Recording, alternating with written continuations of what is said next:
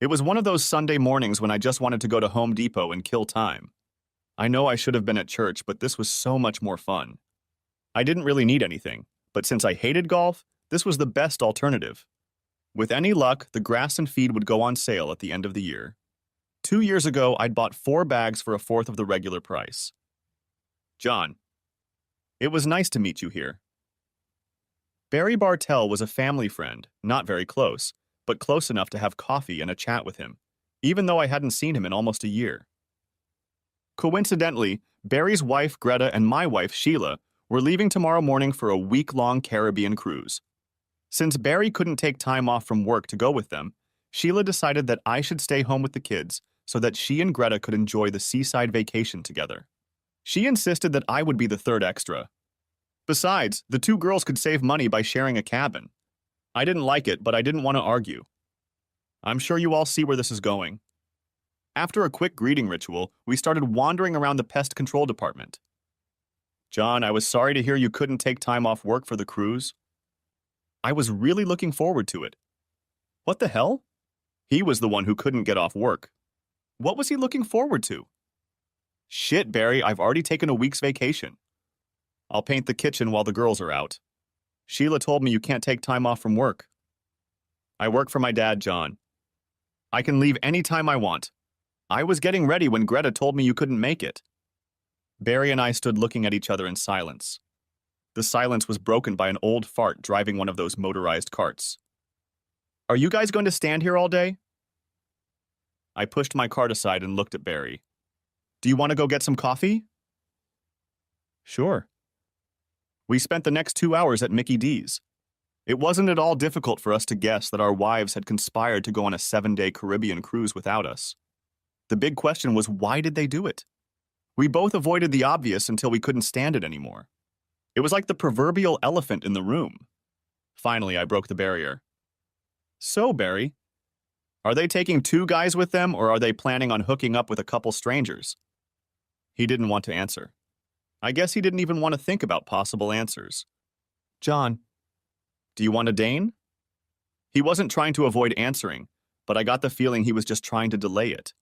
I nodded affirmatively and picked up my empty coffee cup as well. 5 minutes later, we had 2 hot buns and 2 steaming coffees. John, I can't imagine Greta hooking up with a stranger, so we'll have to pick some sort of prearranged occasion. I hate to say it, but I agree. I don't understand why they go on a trip to do this. Wouldn't it be easier to just pick up a guy somewhere close to home? Hell, maybe it would. I'll be honest with you. I don't keep track of what Greta does or where she goes. I've always trusted her and never thought she might be seeing someone.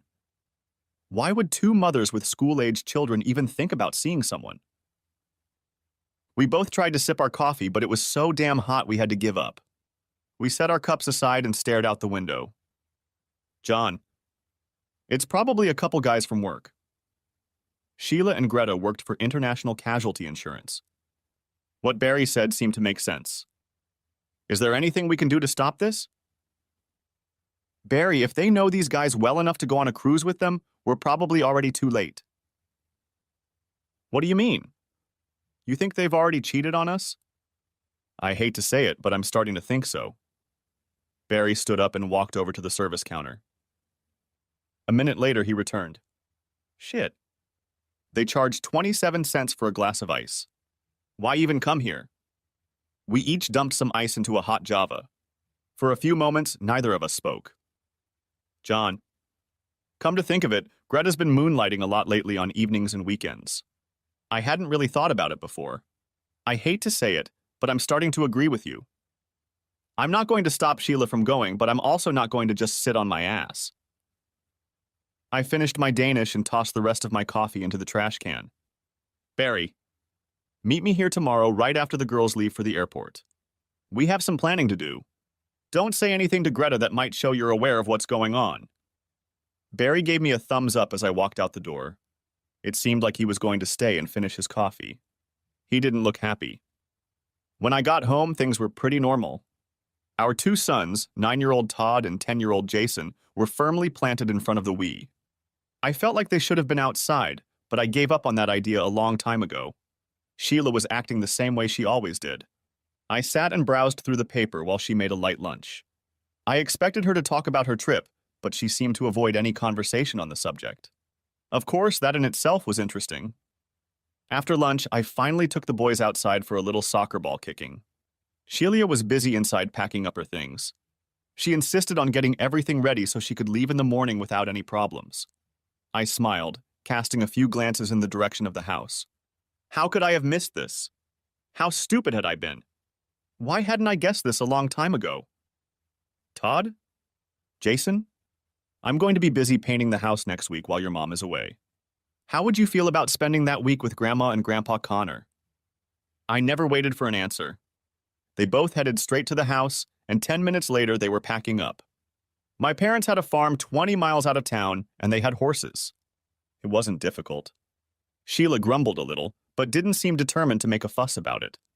By the time I got home, my wife had already made dinner. After getting cleaned up, Sheila went to take a shower. Of course, this gave me the opportunity to do a quick check of her bags. My suspicions were confirmed. 3 things caught my eye. First, most of her sleeping gear was too odd if she was spending time with Greta. The second red flag was the new orange bikini that was carefully hidden in her makeup bag. The last and scariest find was 2 10-packs of condoms that were hidden in a case for. Why would my wife take condoms on a cruise? I berated myself for being stupid enough to ask myself that question. Sheila wanted to get a good night's sleep before the trip, and I decided I wanted to watch a marathon of Steven Seagal movies. I didn't have international coverage on my cell phone. Sheila was using a cell phone she was given at work that had international coverage. I couldn't call her, but she agreed to call home daily or if there were any problems. I told her not to worry if I didn't answer. I could be at my parents' house with the boys or busy painting. My answer seemed to bring her relief.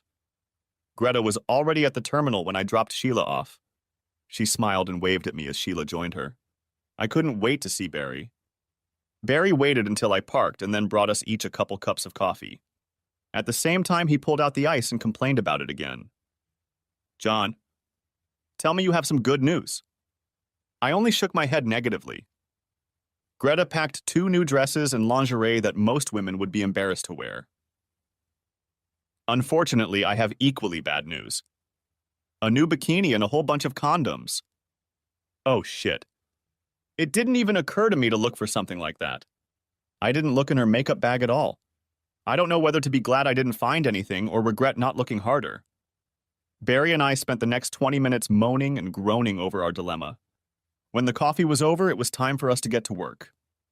Our first stop was International Casualty Insurance. We walked past the receptionist, stating that we wanted an interview with Kermit Templeton, the head of human resources. Barry and I had known Kermit since high school. We couldn't really be called close friends, but we got along. Oh shit. I was afraid of this. Kermit wasn't very happy to see us. Close the door, will you? Barry and I sat down and tried to get comfortable in chairs that weren't designed for comfort. You know why we're here, don't you, Kermit? I have a damn good idea. Barry and I smiled, but our host did not. We were hoping you could tell us how many people in the company have been on vacation this week. Is that a question? Our smiles turned into frowning faces, and Kermit quickly changed his attitude. He tapped a few keys on his computer and answered with a sigh. Including Sheila and Greta, 14 people are going on vacation. Could you print out a list for us? No, but I think I can give you what you want. Kermit pressed a few more keys on the computer, and the printer next to his desk buzzed. He handed us 2 sheets of paper and waited for a response. They were pages of information about Clayton Mankey and Calvin Bostic. Barry and I looked through them quickly and then turned to Kermit. These 2 gentlemen are on the same cruise ship as Greta and Sheila. There's no point in giving you the rest of the list. That's what you wanted to know. Just curious, do you know who's with who? He reached out and placed a picture of Calvin in front of Barry and another in front of me. Does anyone else know about this? Kermit seemed to have a little trouble giving us an answer, but finally gave up. Guys, everyone knows about it. I thought the company had a policy against this kind of thing. Yes, but it only applies if there's a complaint. And then what happens? Usually a slap on the wrist. And if we want more? You're not going to make things difficult for me, are you? Barry and I looked at each other. Nothing was said, but it was obvious we agreed. Kermit, if those 4 people are still working here next week, we're going to sue. Right now, we don't know how much money or other details, but it will happen. We'll have our attorney contact you or your legal department, whichever you prefer. Any questions? I'm sorry this happened. We took no action because the relationship was consensual. No one was forced or coerced into anything. Of course, we don't know how far it went, but we know it existed. We didn't do anything about it because no one complained. Until now? That's right. Kermit, it's official. You fire all 4 of us and we do nothing. If you do nothing, you can expect a lawsuit, and a very public one at that. Barry and I stood up. Before we left, we shook Kermit's hand. As we walked out the front door, Barry looked at me. So what now?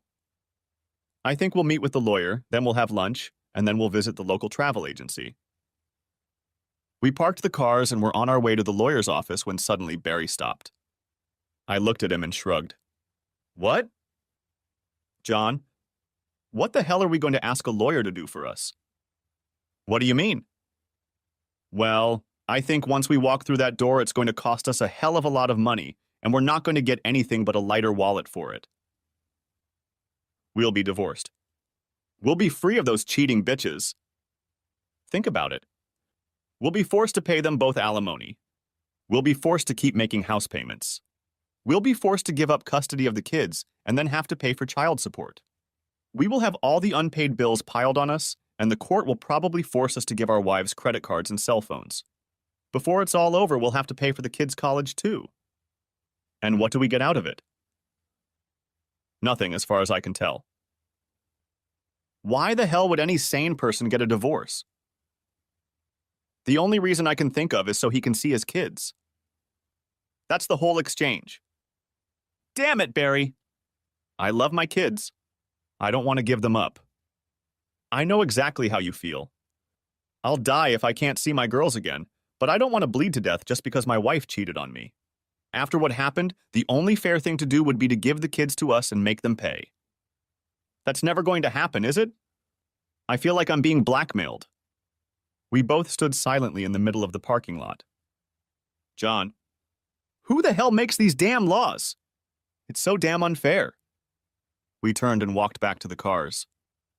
Barry, I have to admit that Sheila is a good mother. If I had kids, I wouldn't do as well as she does.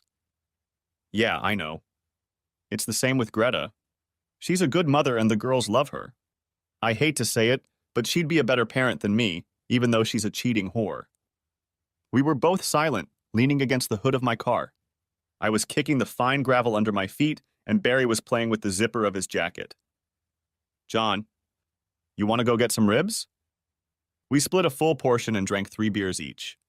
To kill time, we switched to coffee and ate banana pudding each. We sobered up enough to drive and headed for the Good Times travel agency. Nancy Rayburn was an old family friend who soon became a former family friend. Everyone in our circle of friends and family utilized Nancy's services to plan and schedule their trips.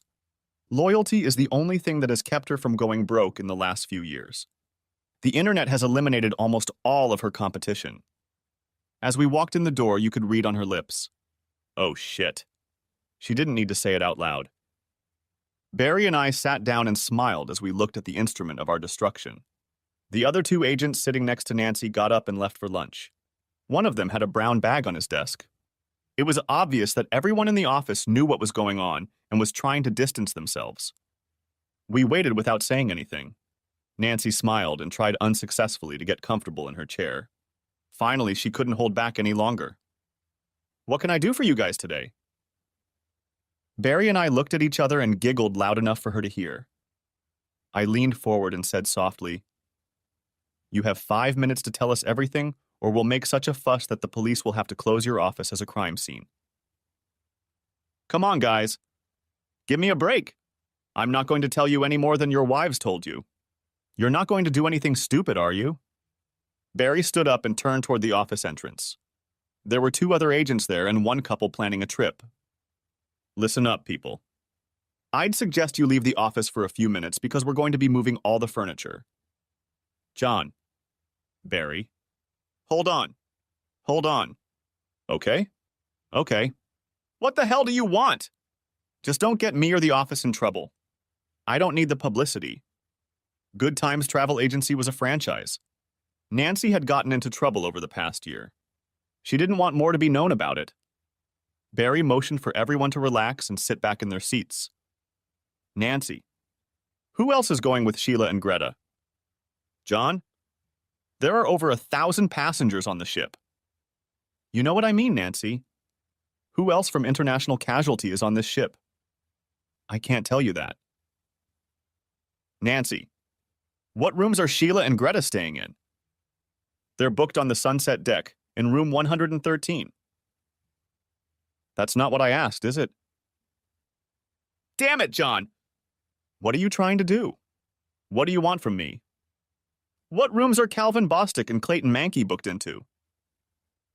She hesitated a little, which matched well with the concerned expression on her face. She seemed to stammer slightly before I slammed my fist on the desk. Nancy jumped back in surprise, as did the other two travel agents sitting up front. The two clients silently got up and walked away. Damn it, Nancy. What room are those two in? Answer me now and stop playing games. I swear I'll tear this place apart if I have to. Bostic and Mankey are in Sunset Deck, room 115. She uttered the answer barely audible. Barry leaned across the table and looked Nancy in the eye. Nancy?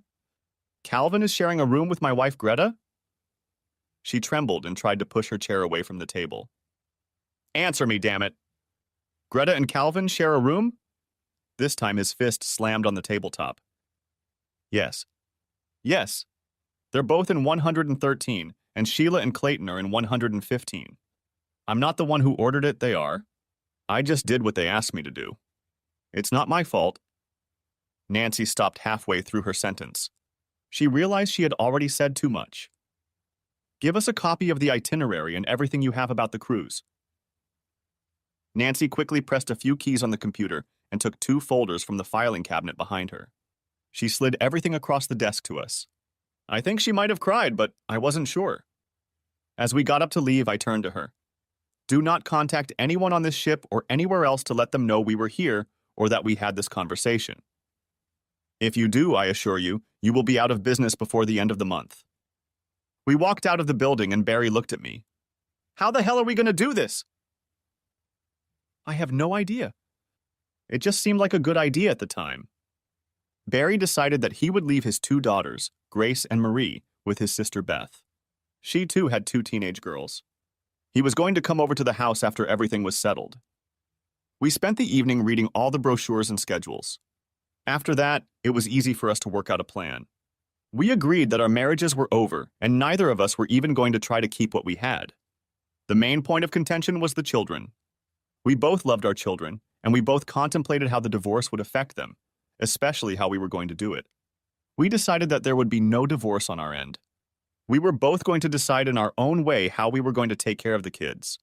I hoped that when things settled down, I could make arrangements with Sheila to live with them together. Of course, I would make sure they didn't need food or money, but I wasn't going to support Sheila either.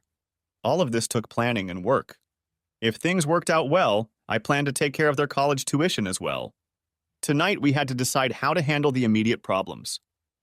There was free Wi-Fi's on the cruise ship.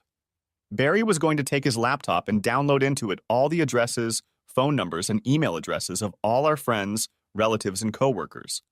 Cell phones would still be a problem, but we didn't want to bother with that. The cruise ship was scheduled to dock in Montego Bay on Wednesday morning. We found a cheap sightseeing flight that would get us in at 7 a.m. that morning. Booking a room for part of the cruise was much easier than we thought. It took less than an hour to schedule a flight to Jamaica and book a room for the return cruise. Sheila called and left a message that they had no problem getting settled into their cabin and were already out to sea.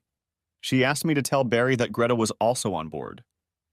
The evening was still just beginning and we were almost ready to go. We were going to spend most of the next day sorting out our financial and personal affairs, bank accounts, bills, credit cards, and personal belongings. I was going to take all my stuff to my parents' house for safekeeping. Barry's brother would look after his stuff. I had a good friend from work who let us park our cars at his place and give us a ride to the airport. I hated having to leave at midnight, but it was necessary. It was only a short cab ride from the airport to the cruise ship parking lot. We watched from a market stall as the Diamond Sunset parked. All we had were 2 carry-on bags and Barry's laptop. We weren't going to dress up, so we had the bare minimum of clothing. 10 minutes later, people started getting off the ship. Some went straight to the center of town, but most headed for the tour buses that waited in a neat row. Everything was well choreographed, as if it had all been done hundreds of times before. Sheila and Greta walked down the walkway with wide smiles on their faces. The 2 guys behind them looked just as happy. When they started holding hands, we could tell which one was Clayton and which one was Calvin. They were good-looking guys, maybe a few years younger than Barry and me, but definitely not Macho Hans. We watched them from our little stools until they all boarded the bus that was to go to Dunn's River Falls. Barry waved at the guy who was taking tickets. He said something to the driver and then came over to us. Jamaicans love to haggle. It took us 5 minutes to convince him to help us. 5 minutes and $200 to be exact. We had no trouble pointing out Sheila and Greta to our new friend, and he happily agreed to take as many pictures as possible of the 2 couples at the falls. When we said we would like to get as racy pictures as possible, he smiled and gave us a thumbs up. The bus was due back at 3 o'clock. We promised to wait with the money. He smiled again and carefully explained that it was a nice camera. Then he winked. We realized that he needed $200 more than a $40 camera. When the buses left, we went aboard to get settled in our room. For another $100, the obliging clerk signed us in as Bob Jones and James Moore. If all went well, we would be incognito for the rest of the cruise. We had a quick bite of sandwiches and then spent the rest of the day familiarizing ourselves with the layout of the ships. Within a couple hours, we knew all the stairs, elevators, and passages. We were going to avoid the dining room and showroom so the wives wouldn't accidentally notice us. Barry set up his laptop and ran some tests. There were no problems with internet access or email. We discussed a plan to break into our wives' rooms, but decided against it. We were comfortably seated in the same booth as before when the buses started to return. The bus to Dunn's River Falls arrived right on schedule. Barry and I were enjoying a couple red labels when Sheila, Greta, and their escorts walked past us. The straw hats we were wearing probably helped conceal us a bit. Our ticket taker approached us, smiling from ear to ear. There was a lot of gold in that smile. He couldn't wait to show us his work and wouldn't stop talking about how great he did everything until Barry shoved a cold beer in his hand. It only took a few seconds to look at the pictures. There was a lot more kissing and hugging in them than we could have imagined. I handed him $200 and a second beer for the driver. We waited a few more minutes to make sure the wives were safely out of the boarding area and then headed back to the cabin. We planned to have a busy night, but first we had to figure out how to eat dinner discreetly. The cabin had a balcony overlooking the entrance to the main dining room. Barry and I took a comfortable seat from where we could watch the passengers lining up for their meals. We guessed that the wives would prefer an early meal so that they would have more time for evening activities such as dancing and entertainment. It wasn't long before the 4 of them showed up and got in line. The couples walked hand in hand, and no one would have guessed they weren't married. Barry threw me a perplexed look as I stood up and walked over to the service phone. 30 seconds later, I returned with a wide grin on my face. The couples were about to be seated when the announcement sounded. Attention! Barry Barthel. Please join your party on the Lido deck. Barry Bartle. It wasn't an overly loud or annoying announcement, but it was loud enough for everyone to hear. Greta immediately turned her head as if there was some invisible loudspeaker in front of her. She stepped aside to let the next group of seated people pass ahead. She and Sheila were talking passionately about something, while Clayton and Calvin stood patiently to the side. Suddenly, Greta pulled out her cell phone and dialed a speed dial number. After 30 seconds, she shook her head as a sign that there was no answer. Sheila pulled out her cell phone and made the call. Both attendants began to look concerned. After Sheila received no response to her call, they all entered the dining room. Damn, John. That was awesome. I'd give anything to hear a conversation during that meal. As juvenile as it sounded, we greeted each other and then went to eat tacos and margaritas on the sunset deck. An hour later, we were back in the room and ready to get to work. Today was a sea day and we were scheduled to arrive in Cancun the next morning. No one at either of our houses answered the phone, and no one knew we were out of town. Even if they had called my parents or Barry's brother, there was no way of knowing where we might be. We downloaded all the pictures from Dunn's River Falls onto the laptop. Some of the pictures showed all four of us, but most were of couples. Some of them showed them hugging and kissing. Sheila was wearing a new orange bikini, and it looked like she'd had a few closet malfunctions on the way to the falls. Each time she seemed to giggle. A video would have been great, but we had to use what we had. Barry made a collage page with about a dozen of the best shots. Of course, Clayton and Calvin were in all of them. We each picked our favorite shot, and Barry put it on an e-card that said, "Having a great time. Wish you were here." By 9 o'clock, we had sent over 200 emails. I was amazed at the number of friends, family, and social contacts we had between us. Of course, everyone at International Casualty received a set of photos.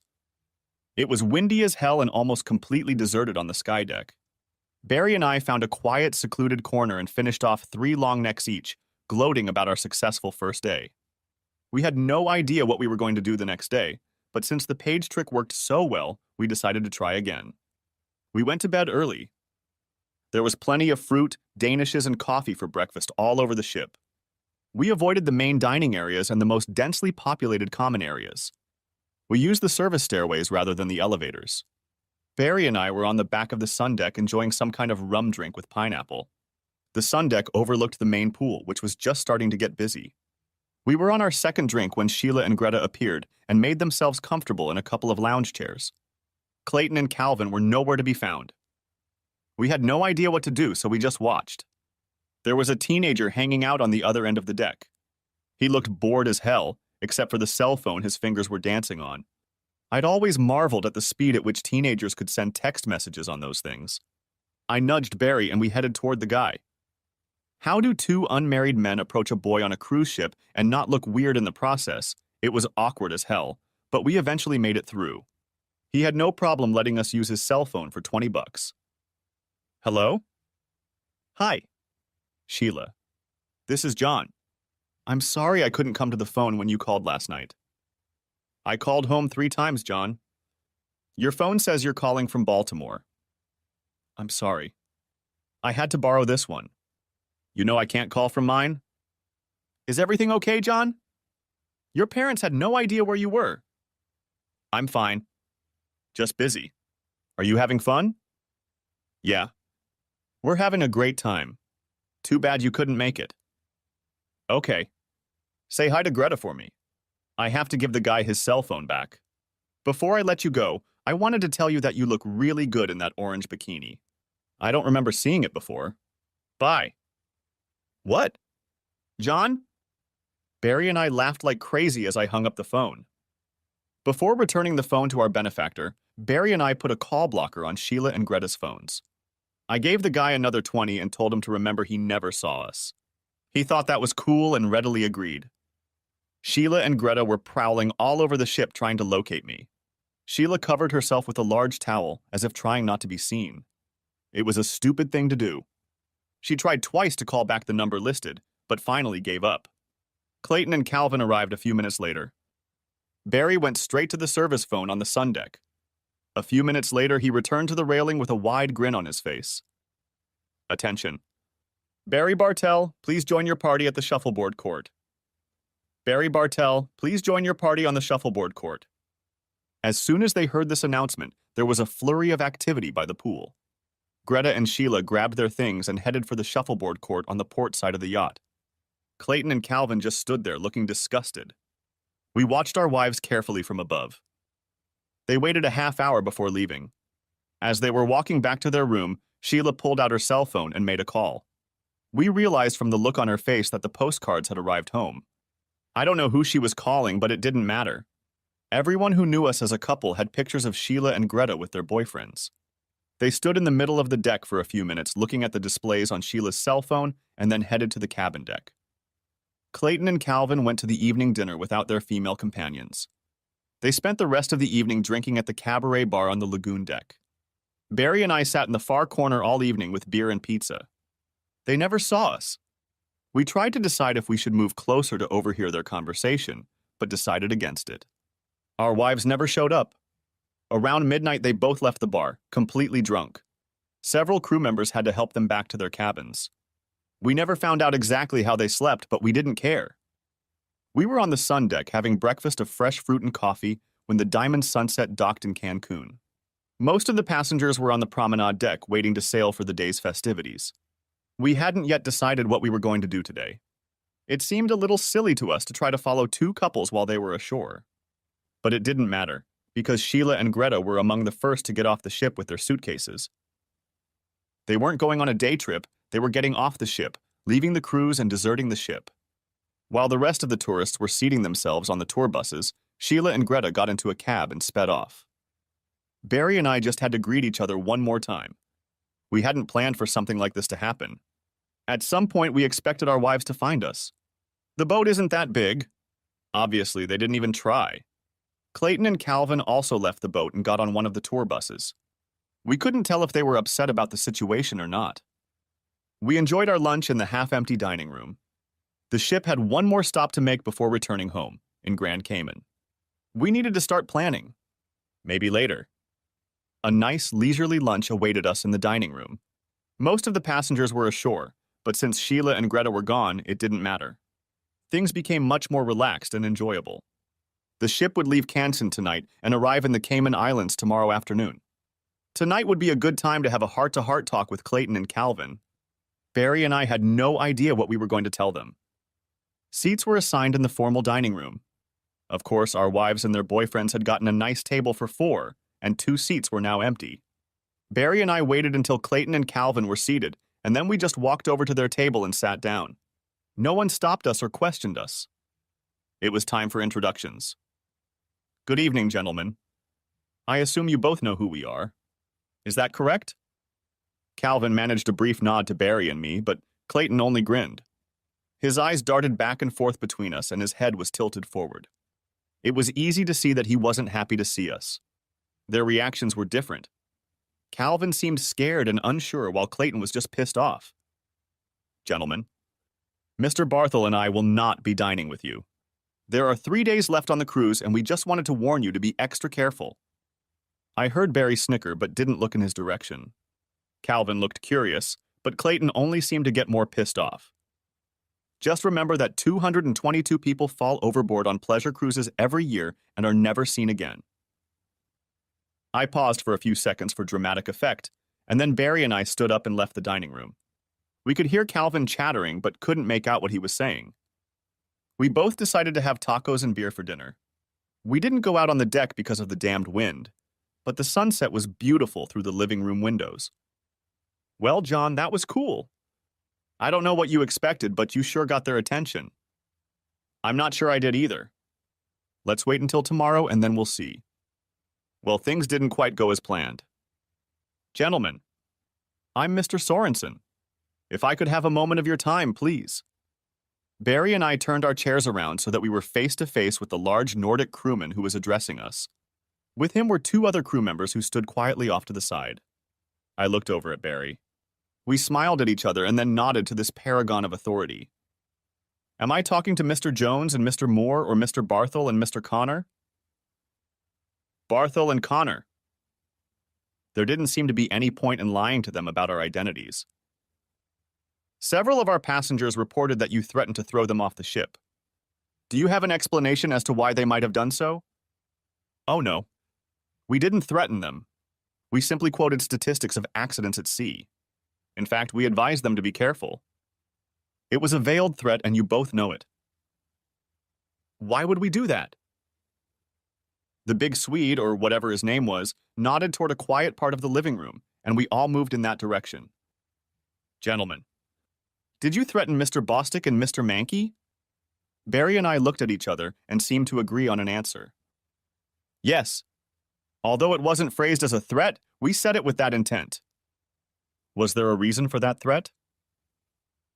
Of course there was. In fact, you were part of that reason. I could tell by the look on his face that he was waiting for a more detailed explanation. Mr. Sorensen, Nordic Cruise Lines, booked these 2 gentlemen into cabins with our wives. Mr. Bostic spent the week with Mrs. Bartell, and Mr. Mankey shared a stateroom with my wife. It seems that Nordic Cruise Lines is organizing some sort of cruise with entertainment on the high seas. You cater to married women looking for a way to spend time with their lovers. I'm sure legally you're fully protected from such a thing, but it looks and sounds horrible to me. Mr. Connor, I understand your frustration with your wife's actions, but surely you don't think the cruise line encourages or condones such actions. We are a family-oriented company, and we intend to remain so. Neither Barry nor I had an answer for him. Of course we had something to say, but at the moment it seemed best not to say anything. We both leaned back in our chairs and smiled. Sorensen looked a little flustered, but still in control of the situation. I'm afraid we're going to have to report this to the authorities. They'll probably have some questions for you. What authorities? We're on the high seas. You're the authorities, aren't you? Mr. Connor. Mr. Barthel, I'd like you to avoid any contact with Mr. Mankey and Mr. Bostic for the rest of the cruise. Can you give me a guarantee that you won't cause any problems before you arrive in Miami? Barry and I smiled and nodded. The entire group disappeared, leaving us to sit alone. We spent the rest of the evening in the cabin sending emails to every trashy media outlet in the area.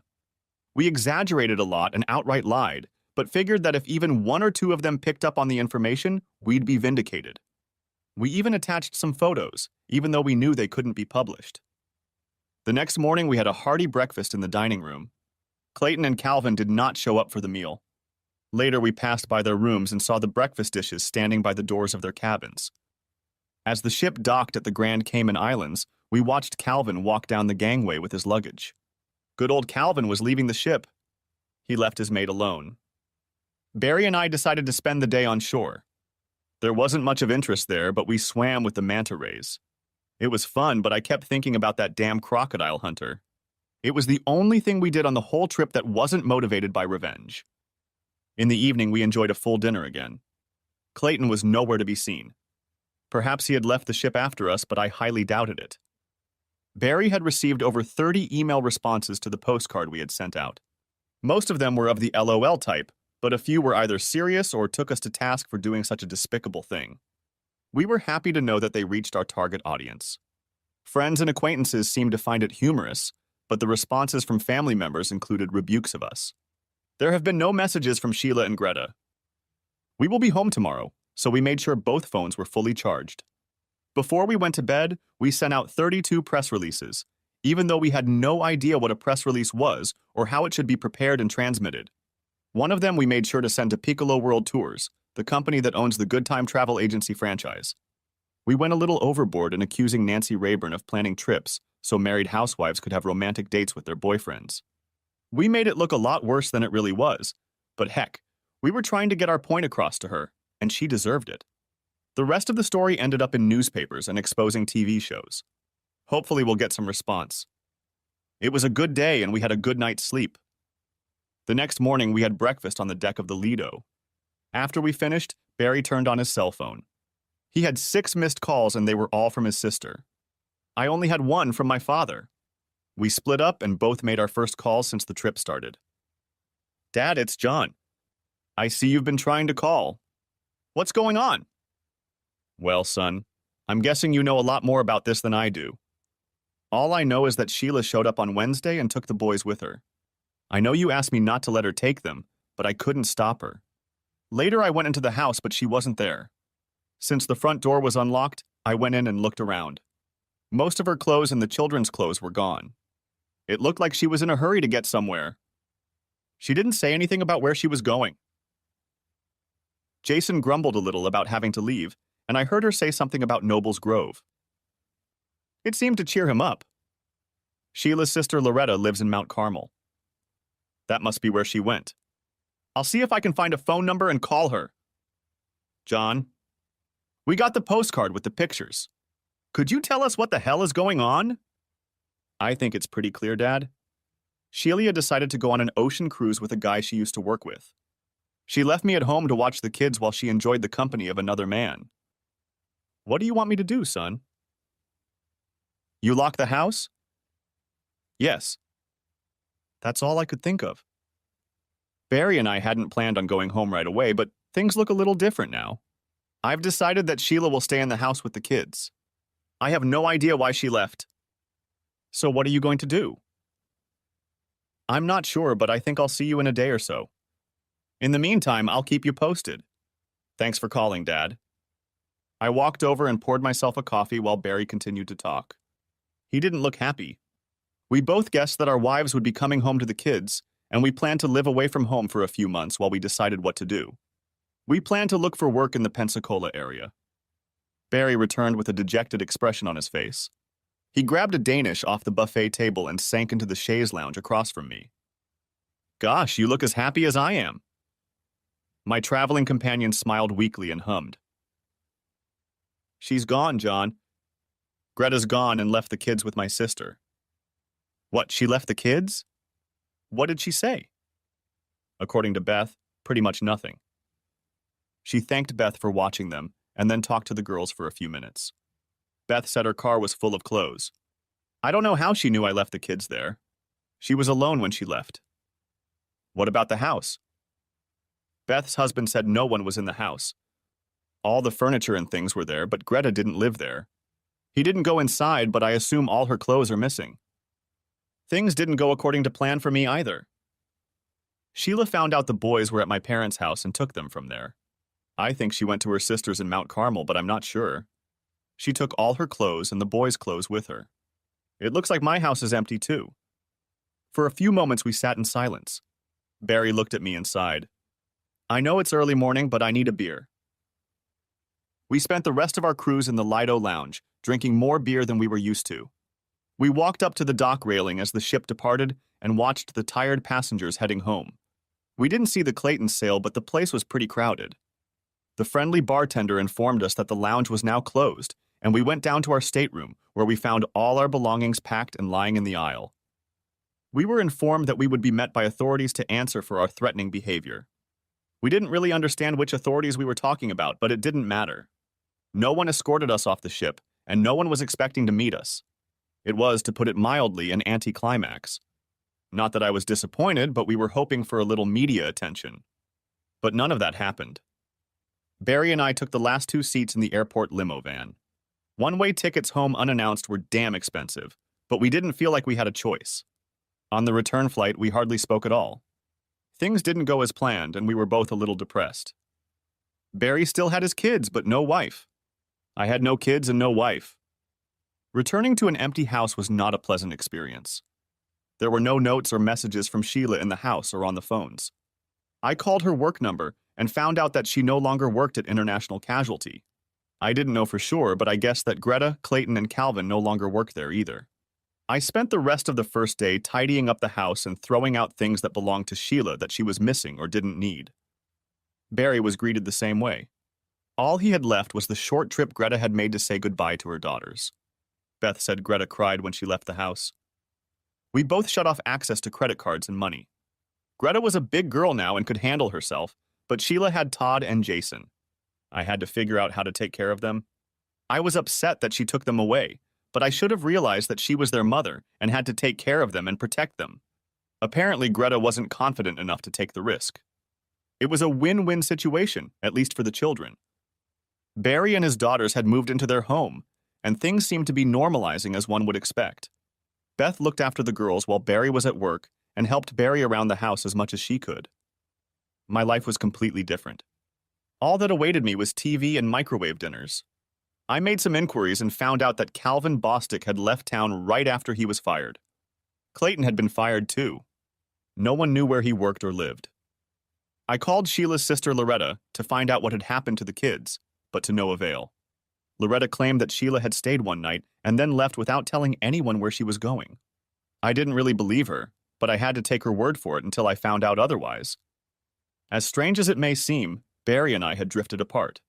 He had a family or part of one, and I had nothing. I tried to spend time with him and the girls, but it was never comfortable. At the beginning of the new school year, I went to the administrative office at the boys' old school. I told them that I wanted to make sure Todd and Jason's school records were transferred properly. A very kind young lady readily assured me that the paperwork had been sent to North Schuylkill Elementary School in Frackville 2 weeks earlier. She seemed proud to have that information, and I thanked her warmly. It didn't take me long to find out the new cell phone number Sheila was using. I had to dial the number 3 times before she finally answered. Caller ID is a nice feature, unless someone is using it to avoid talking to you. I didn't drag out the conversation. I asked her to meet me at the food court at the Frackville Mall. I waited for over half an hour for her to show up. It was our first contact since her love cruise, and I was determined not to mention it at all. I had a large coffee in front of me, but it had gone cold by the time she sat down at the table. We didn't speak or greet each other. Finally, I had to melt the ice. I want you and the boys to go back to the house. Sheila squirmed slightly on the hard plastic mall seat. She hadn't taken a drink before she came to the table, so her hands were empty. All four of you together? No. Just you and the boys. I have a small apartment nearby. The house will be more familiar and comfortable for Todd and Jason. They'll be able to go back to their old school, and I'll be able to see them regularly. I can't afford to live in a house. I'll take care of the rent and utilities. I will give you money for food and other household expenses. I will also take care of the boys' clothing and school expenses. What about me? You're a big girl now, Sheila. I think you can take care of yourself on your own. I'll have to work. Arrange it so you can work while the boys are at school or in the evening so I can keep an eye on them. I'm sure you'll be able to find something to do. It was a bittersweet moment for her.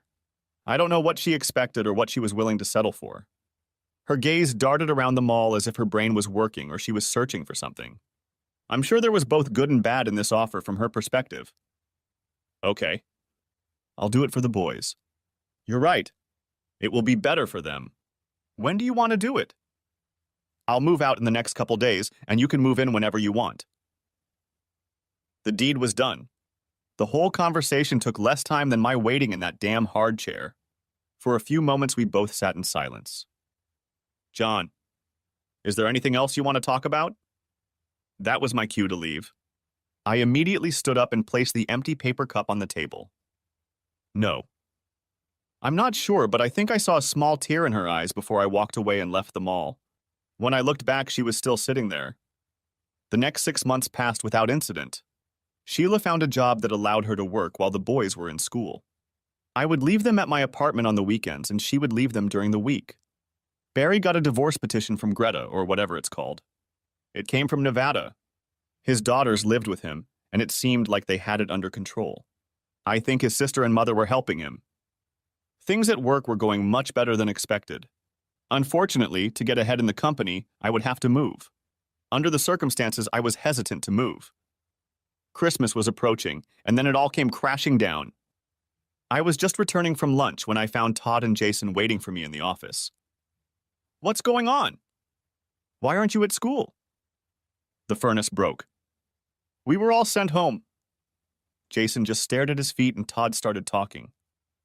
What are you guys doing here? We went home first and then decided to come here. The key was under the mat. You could have come in, right? Now they were both looking at the floor. What's going on? What are you hiding? Jason decided to enter the conversation.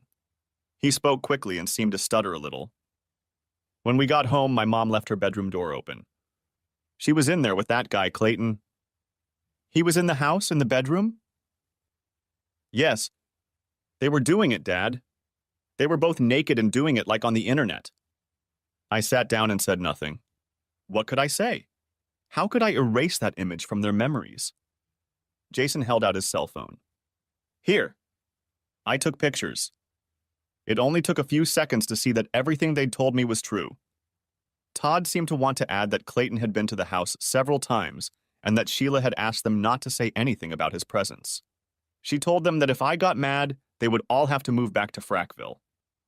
We talked for a few more minutes and decided that the boys should move in with me. I gave them the keys to the apartment and sent them on their way. I then went to the Human Resources office. Mind it, North Dakota didn't look like a resort place, but they had an immediate vacancy and I was available. I spent a few hours dealing with financial matters and then headed for the house.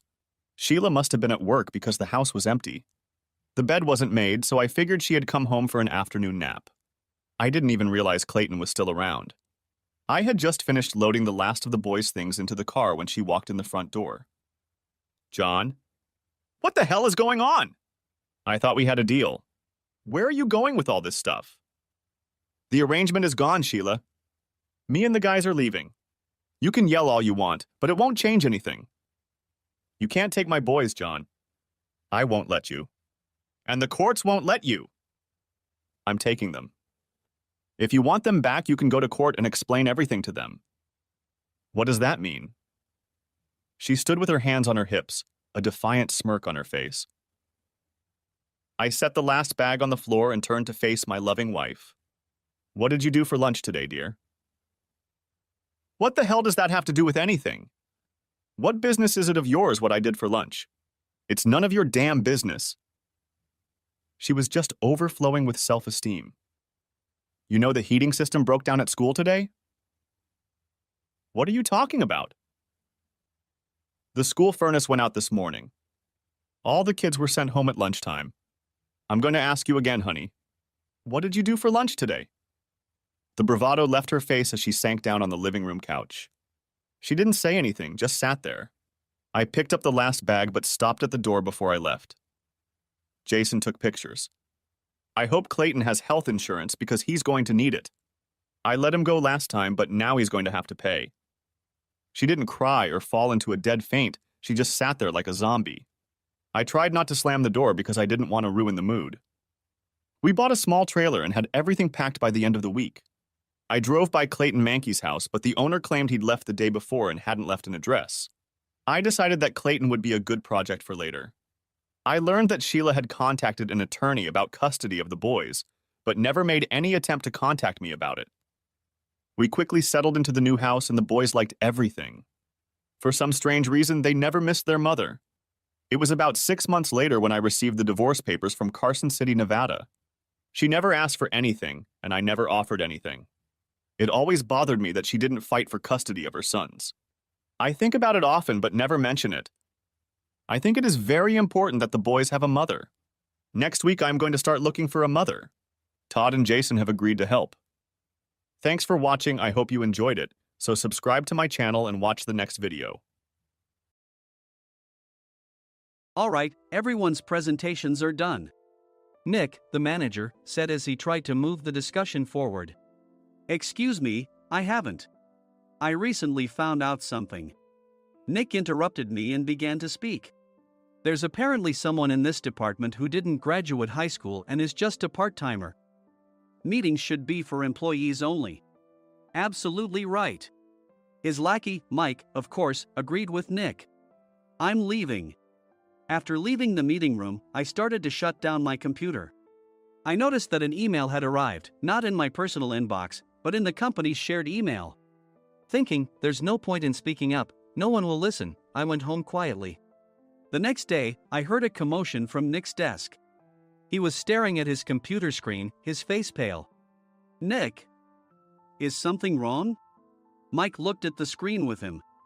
And he turned even paler than Nick. Why is he so angry? Knowing the reason for Mike's distress, I thought to myself, serves them right. My name is Adam. My mother passed away when I was in the 9th grade, and I was raised by my father. Well, you could hardly call it being raised. After my mother passed, my father changed. He drowned his sorrows in alcohol, and though he still went to work, he squandered our living expenses on horse racing. Because of that, I had to start working part-time as soon as I entered high school. Every month, I went to the convenience store with bills in hand that couldn't be auto-deducted from my father's account. Even though I endured it because I didn't want to be alone, I reached my limit in my 2nd year of high school and dropped out. I found a live-in job at a distant inn. Thank you for everything. The day I left home, my father, still staring at the TV, spoke. Take care. That was our last conversation. Back then, 18 wasn't the age of majority, so I needed my father's permission to work, and I couldn't hide my place of employment. Yet, my father never visited me even once. I kept working just to survive, and before I knew it, I was 42. Years of hard work paid off, and I was transferred to the headquarters. I was thrilled to be recognized by the company, as I thought I'd be working in the field until retirement due to my lack of formal education. Listen up. Our work can change the future of our employees. Don't drag us down. On my first day after the transfer, Nick, dressed in an expensive suit, spoke sternly. There was a reason for this. Our inn was located in a prominent tourist destination, known so well that everyone in the state could sing its commercial jingle. At its peak, we had 5 locations within the state. but that was long ago. Due to financial difficulties and aging facilities, only the place where I had worked for many years and the original establishment remained. I was prepared to lose my job anytime, but now there was a glimmer of hope. With the rise of social media, the tourist area where the inn was located started gaining attention again. Depending on how hard the sales department, where I was transferred, worked, we could either thrive or be forced to give up this prime location to the new hotel chains continuously popping up. For Nick, who had switched careers from another industry to strengthen our sales, this was a battle he couldn't afford to lose. I understood why he had to be strict. "I will do my best." Nick sneered at my enthusiastic declaration. "Did you not hear what I said?" "I'm sorry." I thought I was listening carefully. Out of habit from years of customer service, I apologized reflexively, though I had no idea what had offended him. Someone was watching me with a smirk. In this department, there are those who are expected to excel and those who have been shoved here because they have nowhere else to go. You are the latter. It was Mike, the section chief. He's 7 years younger, at 35. But he was called to headquarters much earlier than I was and had been moving around within the headquarters ever since. I'm not jealous, but I can't accept that he's my boss. Graduating from a prestigious university, he has an unusually high pride and caused many problems as a newbie, making things very difficult for me when I was the front desk leader. When I found out Mike was transferred to the sales department a month before me, I was disheartened. Mike is right. With just a middle school diploma, there's not much you can do. Don't even think about achieving results. As if I didn't exist, Nick remarked, "I'm thirsty." Mike eagerly ran to the coffee maker. It seems Mike is Nick's lackey. I regretted being happy about my transfer to headquarters, wishing I had stayed on site forever. Send a direct mail to every company on this list by the end of the day. Nick only assigned me tasks that even a new graduate could handle. What? There are over 1,000 companies. You want me to send to all of them by today? Yes, if you and your fellow misfits split the work, even those with nowhere else to go should finish by today. I glanced at the employees typing away expressionlessly. They were worn out from customer service, only thinking about leaving on time, or were women reassigned after having children, with zero motivation for work. Even Sam, a new graduate from the same university as Mike, who was supposed to be among the expected achievers, had no enthusiasm for the job, having joined the company wanting to do customer service. "I don't care what they say, I plan to quit any time," he said. Only Nick and Mike were highly motivated, making all the decisions between the two of them. I originally only wanted to work at the inn to survive and had no particular attachment to this job. I swallowed my words, thinking I had no right to reprimand them. About a month after the transfer, Nick told us with a frustrated look. To commemorate the 50th anniversary, we've decided to create a plan exclusive for one group per day. Originally, Mike and I were supposed to come up with it, but our president, Mr. Thompson, insists on hearing everyone's opinions. So, you all get a chance. As Nick explained, Mike began handing out prints. Make sure not to embarrass Nick. If your ideas are half-baked, you'll have to redo them. It seemed that they had printed his handwritten notes by Mr. Thompson, which included several questions and a section for free responses. It made sense why Nick had to seek our input, given that all responses had to be submitted to Mr. Thompson. We were given a week to think about it, and a meeting was scheduled to compile our ideas. My plan is to let guests enjoy both the old and modern America. Nick began the presentations. Guests would watch a master confectioner at a nearby traditional sweet shop make sweets in front of them. The welcome drink would be premium tea in a bottle. Nick's plan was certainly attractive. After his presentation, Nick called on us to present in the order we were seated.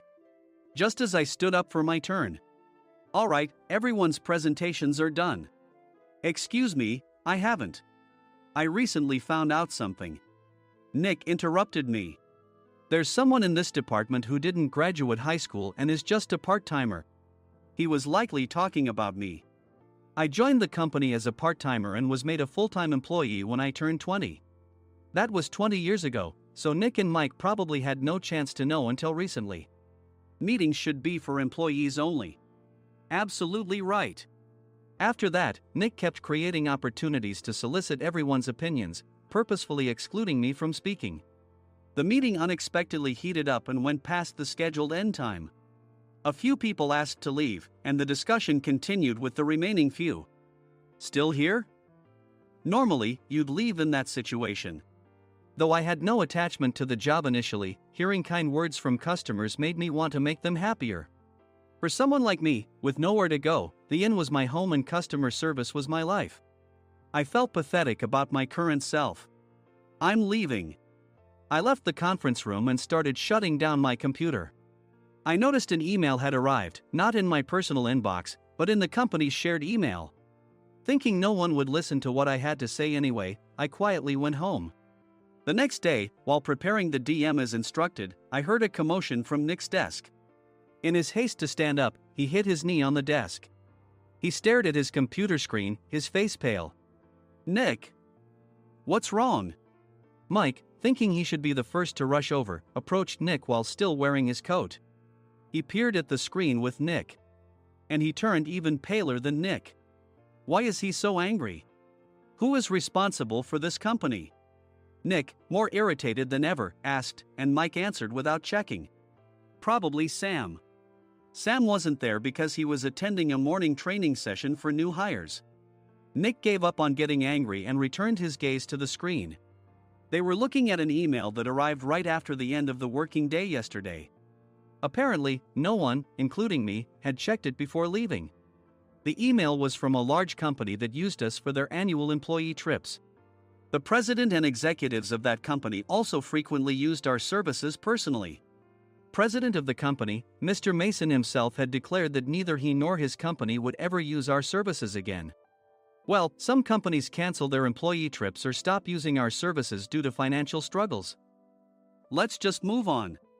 Mike kept wiping the sweat from his forehead with a handkerchief. Knowing why Mike was so agitated, I quietly watched their interaction. Do you know how much revenue we get from that company? We can find other guests to fill the rooms, but we'll lose the banquet costs, gift shop revenue, rental car fees, and more. Moreover, the gifts were supposed to be prepared by the traditional confectionery shop involved in Nick's proposed plan. If it's known that we incurred such a huge loss at this critical time, Nick's position in the company would be jeopardized. Nick took a deep breath, seemingly trying to calm himself. All right, Mike. Go to New York right now and apologize to Mr. Mason. What? You're coming with me, right? I have urgent work to do. I trust you, which is why I'm entrusting this to you. Please. Mike, believing Nick's sincerity, agreed with a determined look on his face, saying, yes. That's Nick for you. Even if Mike went to apologize, Nick would shift all the blame onto him if the client didn't change their mind. Well, it was Mike's fault to begin with, so it served him right. About 3 hours later, Sam answered a call from somewhere and repeatedly apologized, saying, I'm very sorry. Everyone watched to see what was happening. After ending the call, he informed Nick with a weary tone. When Mike arrived at the client's company, he only made things worse, further infuriating Mr. Mason. He was demanding, get his boss here immediately. It was no wonder Sam was exhausted, dealing with such a call right after returning from training. What is that idiot doing? All right, Adam, you're coming with me. If sacrificing Mike didn't work, then I must be next. Normally, I'd want to refuse at all costs, but I saw an opportunity in this situation. If I can be of assistance, I'd be happy to join you. I obediently followed Nick, and we flew to New York.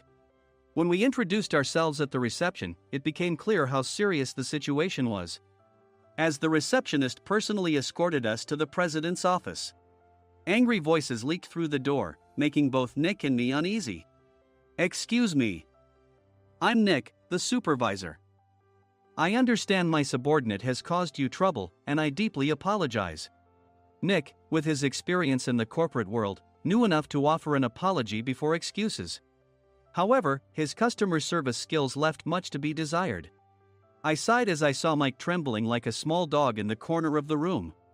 What kind of training are you giving your subordinates? Mr. Mason glared at Nick with a red face. The intensity of his gaze made even Nick take a step back. Regrettably, I joined this company only 2 years ago and was unaware of Mike's issues. I should have identified his shortcomings sooner. Indeed, I should have realized sooner. No sensible person would come to apologize and then give a lengthy presentation on the drawbacks of not using their in. Nick froze, his mouth slightly open. Suspecting the worst, I picked up the documents that had fallen to the floor. It seemed Mike hastily prepared these documents on the plane, listing the disadvantages. Disadvantage 1: if you change the venue for the company trip, employees might suspect it's for cost-cutting reasons, leading to a negative impression. Reading it aloud half-jokingly, Nick snatched the papers from my hand and checked the contents with a furious expression. Among the stack of documents was a receipt from a nearby convenience store's copy machine. I felt a pang of dread, hoping he hadn't shown the receipt as well. What do you think he said when I asked what kind of nerve he had to do this? I'm very sorry. Faced with the dire situation, Nick must have thought there was nothing left to do but apologize. In a voice smaller than I'd ever heard from him, he uttered words of apology. He said, "I'm a Harvard graduate. I don't believe I said anything wrong." Mike, what have you done? Forgetting his plan to pin the blame on Mike, Nick yelled loudly, even in front of Mr. Mason. "I didn't do anything wrong." "You're still saying that? Look at him." Mike pointed at me with a shaking hand. "I was assigned to headquarters in my 20s and now I'm a section chief. This guy only made it to headquarters at 42. Everything I've done proves I was right. So why are we losing the contract?" Having said his piece, Mike collapsed to the floor. "Of course. You were sent there because you had nowhere else to go." Mike never expected to hear such words from someone he looked down upon. He lunged at me, and Nick hurriedly stepped in to stop him. "Mr. Thompson told me Mike is a quick thinker, and to take good care of him." There's no way he was pushed aside. "Don't make things worse here." "He didn't say quick thinker, he said only quick-witted, didn't he?" I don't remember that part." I recalled the many troubles Mike caused when he was a newbie. When Mike was on the front line, his pride was so high that he never apologized to customers. Customer service, especially in our job, doesn't work alone. It brings both good and bad situations. If the front staff or housekeepers made mistakes, or the cleaning company didn't properly clean a room, one had to apologize to the customers regardless of personal fault. Mike, in such situations, would never apologize, insisting he wasn't at fault. This often angered customers, and as the front desk leader, I frequently had to apologize on his behalf. He caused complaints and disrupted operations, which is why he was quickly moved to headquarters. In departments where he didn't interact directly with customers, his quick thinking was beneficial and things went well. But it seemed his flaws were starting to show. Corporate reservations are supposed to be entered into the system by the sales representative. But a quick check yesterday revealed that more than 10 items were missing from the client's reservation. The handover document clearly stated what needed to be prepared. Why didn't you enter it into the system? Why do we have to give them special treatment? Filling rooms near the banquet hall, setting up all the food in advance. Specifying the brand of wine, they're too demanding. No wonder he always angered customers, I thought, feeling a headache coming on. Grouping them in rooms near the banquet hall is for our benefit too. It makes it easier for the staff to set up beds and serve breakfast since everyone's schedule is synchronized. As for the other requests, Mr. Mason suggested them to lighten our load. I didn't know that. Nick finally seemed to realize that Mike was the one who had angered the client. What did you say to them? I just told them we wouldn't give them special treatment anymore. We shouldn't waste effort on things that don't bring in money. I was utterly exasperated at his lack of understanding of customer service. Of course, we shouldn't comply with unreasonable demands. But carrying over successful practices from past stays makes customers feel remembered and enhances their experience. Good memories encourage repeat visits. That's part of our job. I looked down at Mike, who was sitting on the floor. In our job, nothing is a waste. Mr. Thompson likely moved you to the sales department, hoping you'd finally understand this. How do you think he feels now that you've failed to meet his expectations? Mike, tears in his eyes, fled the president's office. I was amazed he still hadn't apologized. You have it tough, Adam. It's okay, we're all employees of the same company. I deeply apologize for this disrespectful incident. Especially after all the care you've shown us. If it weren't for you, Adam, I really would have stopped staying here. When I heard you were moving to the sales department, I was willing to reconsider if you handled it. Seeing us talk so amicably, Nick's face contorted. Do you two know each other? Adam's service is excellent. I always requested him specifically. Normally, we don't accept specific staff requests, but we made an exception for Mr. Mason, adjusting my shifts accordingly. He had personally stayed at our hotel just before my transfer, and during casual conversation, I mentioned, I'm moving to the sales department soon. If I hadn't told him then, things could have been much worse. Please continue to take care of us. I look forward to it. On the return flight, Nick awkwardly offered me a can of beer. It's still working hours. Of course, I had no intention of forgiving him for a single beer. Nick might try to pin everything on Mike and avoid any consequences. While pondering this, a startling fact came to light. Nick, the tea bottles for the plan have arrived. I handed Nick a bottle labeled with our inn's name. They look good.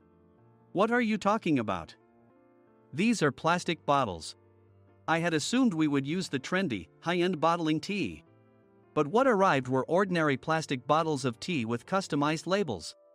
The only unique aspect was the label, which had the inn's name, making it look customized. Upon further investigation, I discovered that a substantial amount of money was set to be paid to the tea company.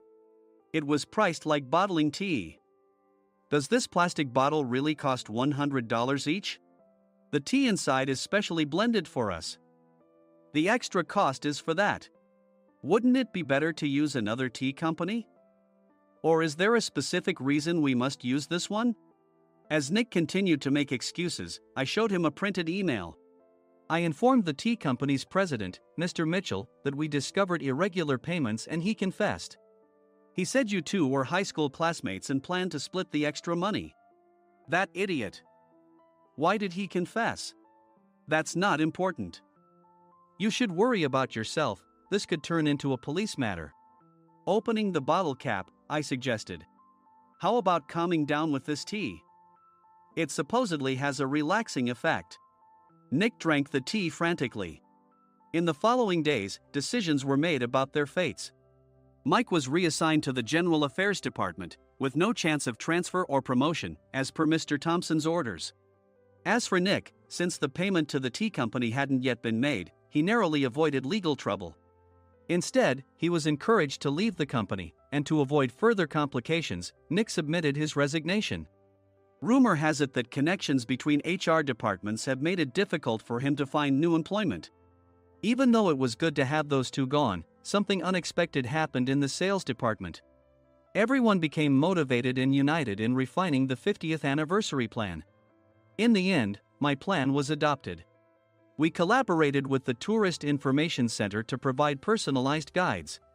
The plan, tailored to the number of guests, was truly special for the 50th anniversary. Hey, is Adam's family coming to stay? I immediately booked that special plan for my family. Sam noticed it on the reservation list and quickly picked up on it. Yes, I'm inviting my father. That's great. I might invite my parents too. I lacked the courage to face my father just as Adam. But here, with the confidence Mr. Mason praised, I felt ready. The 50th anniversary plan was a perfect opportunity to reconnect with my father. I hoped to bring back the days when we could laugh together as we once did.